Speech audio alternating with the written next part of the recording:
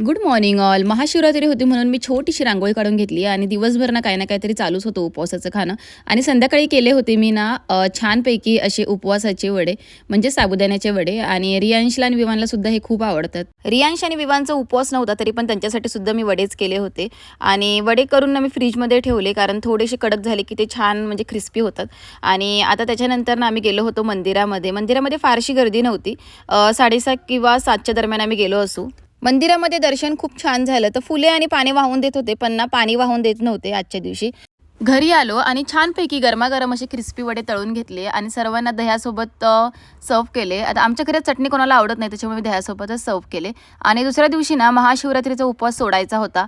So मी पटापट देवपूजा करून घेतली आणि छानपैकी पंचपक्वान्न करून घेतलं होतं. डाळ, भात, भाजी, चपाती, खीर आणि कोशिंबीर. खूप जास्त भूक लागली होती, त्यामुळे देवांना सुद्धा नैवेद्य दाखवला आणि मी सुद्धा पटकन उपवास सोडून घेतला. आजचा व्लॉग कसा वाटला कमेंट करून